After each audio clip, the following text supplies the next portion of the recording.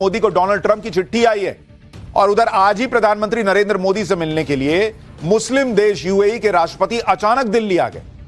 UAE के president का अचानक दिल्ली आना सबको चौंका रहा है, क्योंकि यूएई के राष्ट्रपति सिर्फ 2 घंटे के लिए भारत आए। बॉस, मात्र 2 घंटे के लिए यूएई के राष्ट्रपति आए और पीएम मोदी से मिले, और जैसे मिले उसकी तस्वीरें दुनिया भर में चर्चा का विषय बन रही। प्रधानमंत्री मोदी उन्हें खुद रिसीव करने एयरपोर्ट चले गए।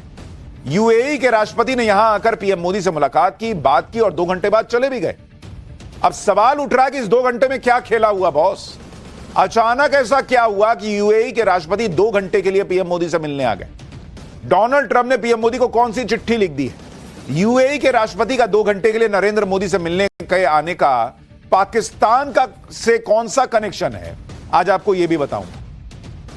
डोनाल्ड ट्रंप ने पीएम मोदी को किस मकसद से चिट्ठी लिखी और डोनाल्ड ट्रंप की मोदी को चिट्ठी से पाकिस्तान कैसे फंस गया है, आज यह भी आपके लिए लाया हूं। साथ ही ट्रंप के 25% टैरिफ के जवाब में मोदी ने कैसे वो जवाब दिया कि अमेरिका में हड़कंप मचा है। ट्रंप ने यूरोप से ग्रीनलैंड छीन लेने का कौन सा प्लान बनाया है। कैसे ट्रंप के दोस्त ही कह रहे हैं कि भाई ये तो किसी के भरोसे के लायक नहीं है। अगर यूरोप के हाथ से ग्रीनलैंड चला गया ट्रंप के पास, तो कैसे भारत का भी बड़ा फायदा हो जाएगा। कूटनीति के इस मैदान में गजब हलचल मची हुई है। एक एक डिटेल आपको बताऊंगा, लेकिन पहले एक झलक देखिए।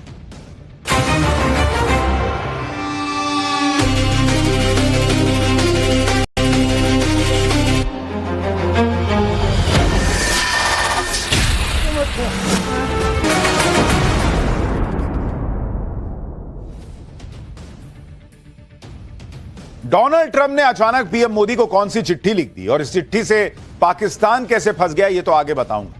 लेकिन पहले आज की सबसे हैरान करने वाली खबर के बारे में बताता हूं। आज लोग तब चौंक गए जब प्रधानमंत्री नरेंद्र मोदी से मिलने के लिए अचानक यूएई के राष्ट्रपति शेख मोहम्मद बिन जायद दिल्ली आ गए। ये तस्वीरें आप देखिए। पीएम मोदी भी यूएई के राष्ट्रपति को रिसीव करने सीधे एयरपोर्ट पहुंच गए और गले मिलकर उनका जबरदस्त स्वागत किया।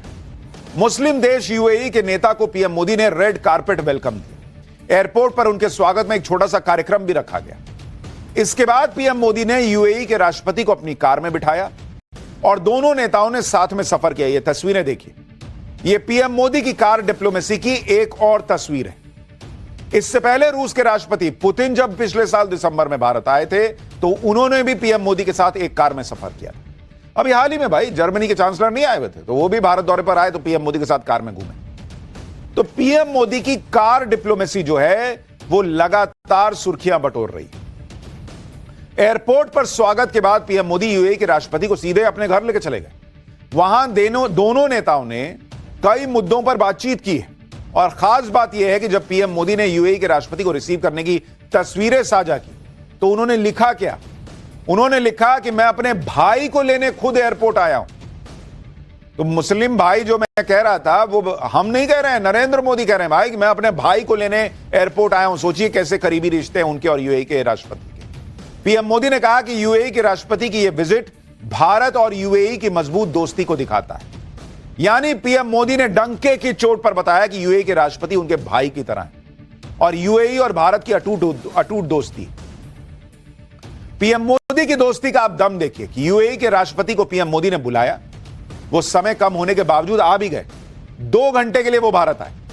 वो शाम करीब 4:20 पर दिल्ली पहुंचे और 6:05 पर चले भी गए भाई साहब। यानी करीब 2 घंटे के लिए वो भारत आए। कायदे से 2 घंटा भी नहीं हुआ भाई। और इसलिए इस बात की बहुत चर्चा हो रही कि भाई ऐसा क्या हुआ कि यूएई के राष्ट्रपति अर्जेंट बेसिस पर भारत आए 2 घंटे के लिए।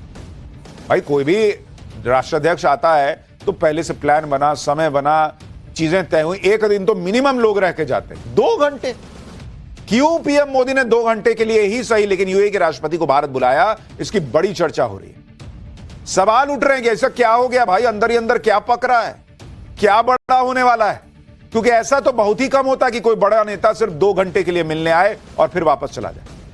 इसका मतलब यह है कि पीएम मोदी और यूएई के बीच कुछ ऐसे मुद्दों पर बात हुई होगी जो हाल फिलहाल की घटनाओं से जुड़ी, या फिर पीएम मोदी ने यूएई के राष्ट्रपति को एक जरूरी संदेश देने के लिए बुलाया होगा। लेकिन फिर सवाल है कि ऐसा क्या संदेश जो फोन पे नहीं दिया जा सकता था? ऐसी कौन सी बात जो सामने आमने सामने बैठकर होनी जरूरी थी? क्योंकि आप इस दौरे की टाइमिंग देखिए, मुस्लिम देश यूएई के राष्ट्रपति ऐसे वक्त में भारत आए जब ट्रंप के गाजा प्लान पर बात चल रही, जब अमेरिका ग्रीनलैंड पर हमले की बातें कर रहा है, जब अमेरिका और ईरान के बीच टेंशन चल रही है, जब खुद यूएई और सऊदी अरब के बीच तनाव चल रहा है। उधर पाकिस्तान इस्लामिक नेटो बनाने में जुटा हुआ है, यानी दुनिया में भयंकर उथल पुथल मची हुई है और उसके बीच भारत का रोल सबसे इंपॉर्टेंट है।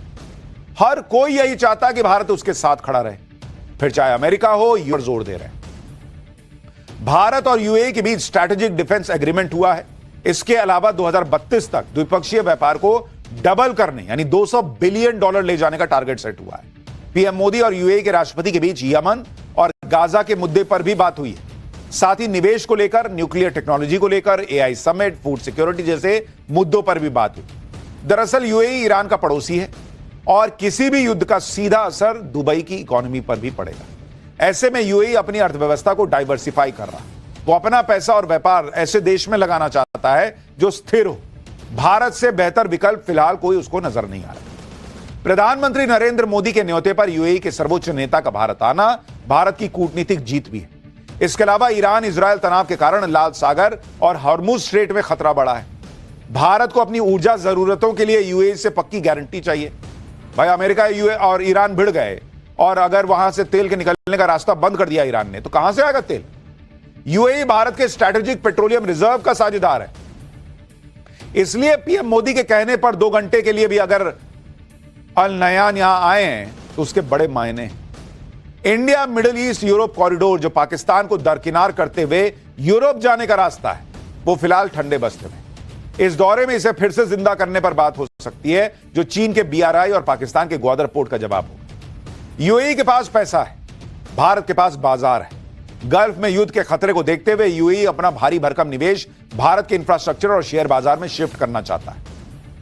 यानी ये 2 घंटे की यात्रा जरूर थी, लेकिन इसके मायने बहुत बड़े थे। भारत आज की डेट में खुद डिफेंस में इतनी बड़ी ताकत बनता जा रहा है कि हमारे यहां की बनी मिसाइलें, रॉकेट और दूसरे हथियार के पुनर्निर्माण और नई शासन व्यवस्था को आगे बढ़ाने की। इसे लेकर ही ट्रंप ने पीएम मोदी को चिट्ठी में क्या लिखा, वो देखिए। ट्रंप ने अपने लेटर में मान्यवर Narendra Modi, dear prime minister जैसे शब्दों का इस्तेमाल किया है। पीएम मोदी को भेजे लेटर में ट्रंप की तरफ से कहा गया है कि भारत के प्रधानमंत्री को आमंत्रित करना उनके लिए सम्मान की बात है। ट्रंप ने कहा कि मिडिल ईस्ट में शांति के लिए जो ऐतिहासिक प्रयास हो रहे हैं, उसमें आप भी जुड़िए। ट्रंप ने बताया कि उसकी कोशिश है उनकी कि विशिष्ट समूह के राष्ट्रों को एक साथ लाया जाए जो स्थायी शांति बनाने की अहम जिम्मेदारी उठाने के लिए तैयार है। ट्रंप ने दावा किया कि ये एक तरह का सम्मान है जो केवल उन्हीं के लिए आरक्षित है जो उदाहरण पेश करके नेतृत्व करने के लिए तैयार हैं और आने वाली पीढ़ियों के लिए सुरक्षित और समृद्ध भविष्य में शानदार निवेश करने के लिए तैयार है। लेटर में कहा गया कि हम अपने अद्भुत और प्रतिबद्ध साझेदारों को निकट भविष्य में आमंत्रित करेंगे, जिनमें से ज्यादातर अत्यधिक सम्मानित विश्व नेता हैं। यानी ट्रंप ने ऐसा दिखाया कि उनके बोर्ड ऑफ पीस में दुनिया के बड़े बड़े नेता जुट रहे हैं, वो भारत को भी न्योता दे रहे हैं। लेकिन इस लेटर को इस बात का सबूत भी समझिए कि ट्रंप का बोर्ड ऑफ पीस अब तक अधूरा रहेगा, तब तक अधूरा रहेगा जब तक भारत जैसा बड़ा देश इसमें शामिल ना हो। इसलिए ट्रंप पीएम मोदी को लेटर लिख रहे हैं जिससे उनके बोर्ड ऑफ पीस को भारत की भी मान्यता मिल सके। लेकिन मोदी को ट्रंप के इस लेटर से मुनीर फंस गया, क्योंकि मुनीर को मौका मिले तो वो लपक कर ट्रंप के बोर्ड ऑफ पीस में चला जाएगा।